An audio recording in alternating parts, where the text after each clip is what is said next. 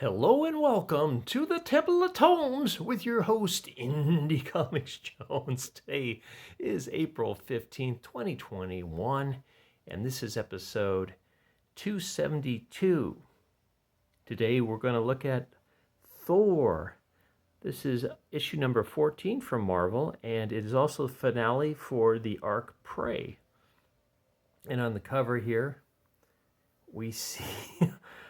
I'm not sure what we see here. I mean, I believe this is Thor here, and this might be Odin, and I'm assuming that's supposed to be Donald Blake, but this scene does not happen in here.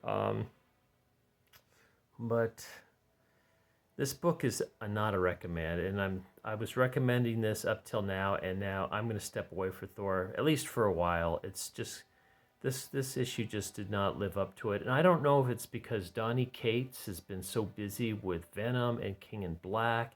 And it seemed like King in Black's last issue, I couldn't recommend that either. I know I'm going to get a lot of blowback for this because anytime I do a Marvel and I don't like it, I get blowback. And even if I like it, I get blowback. So it's like, it's a bit of a disappointment for the finale on this one. Once again, well, we'll go into it in just a little bit here. Okay, we get the nice blurb, which I really appreciate. I like that they give you the what has happened in the past. We get Prey finale. Okay, Donny Cates is the writer, as I'd mentioned before. Nick Klein is the artist. Matt Wilson is the color artist. VC Jobasini Sabino, sorry about that, letterer and designer. And the cover artists are Oliver Coipel and Matt Wilson. So let's take a look at that cover one more time. Soak that in. Okay, and I didn't really love the cover on this either, so that was unfortunately. And there were variants, of course, on this. So the big thing I had about this one, the thing that bothered me the most, was it almost kind of ended like, in a way, a lot like the King in Black, where you have all these people standing around doing nothing, and just like this one, there was actually a couple people did things, but the other one, nobody did. It was just one person. It was just Eddie Brock, and it seems like a waste because you've brought all these people along for the ride, and then you don't do anything with it. Okay, this is a $3.99 comic. It's Prey. It's part 6 of 6, so it is 14 in the numbering, but 6 of 6 on the arc number. So we have Donald Blake, and he's facing down all these people that have come out of the woodwork. I mean, we even have Throg in there, and Lockjaw, and all of Thor's friends. You got Odin and Sif and Beta Ray Bill's back there, and this fight takes place, or the showdown takes place on the Biofrost, and then we get the appearance from Thor in the Destroyer armor, and right away we get an ad for Supreme Lord Victor Von Doom and Victorious are getting hitched next month.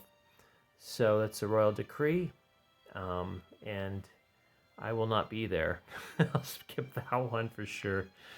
Okay, so we spend this whole issue with Donald Blake just getting the stuffing beat out of him. As you can see here, this is kind of cool. I like we did the glove here because you can see it kind of like stitching, unraveling a little bit, which I thought was kind of neat. Unless that's supposed to be lightning bolts. I was thinking it was the stitching. But I also want to say, like, besides this one panel, I think Nick Klein's art in this isn't as sharp as we've seen in the past. I really didn't like it that much, and the colorist kind of seemed to mail it in as well. So, I mean, that didn't help, but along the storyline, maybe they're just all rushing just to get this thing done.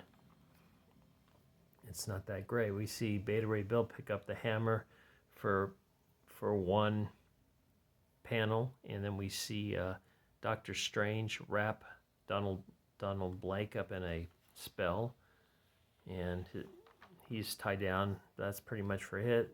Then Odin says he's going to kill it, kill him, and then Thor says, "No, stop! I'm going to kill him." And then finally Loki gets involved at the end and sentences Donald Blake to be the king of lies, and that's kind of how it ended. Got another ad for Stormbreakers, and then right away we get an ad for Reborn. I'm going to read the first issue of this and just let you know what I think of that as well. But as you can see, it's just this big, long, laborious downgrading of Donald Blake from super villain to like nothing. This whole issue, he's just whimpering the whole time, kind of. And that's pretty much it. Ta-da! So it is a not recommend, unfortunately.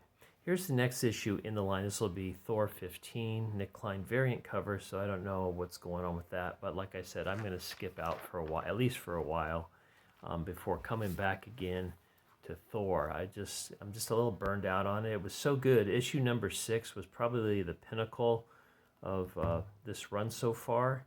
And then from then on, it just kind of sloped a little downhill with some up and downs. You know, there's some issues that were better than others, but this one, it just didn't do it for me. Now, like I said, it's probably getting a lot of hate mail, but I cannot give this the Indie Comics Jones Good Excavating seal of approval this time. But I do appreciate you stopping by and listening to my review. As always, please like, please subscribe, please leave comments, good or bad, and I'll try to answer them as best I can. And I think I only have 4 more comics to review this week. It's a light week after 14 last week. Only 6 this week. So, hope to see you on the next review. You guys take care. This is Indie Comics Jones from the Temple of Tomes bidding you adieu.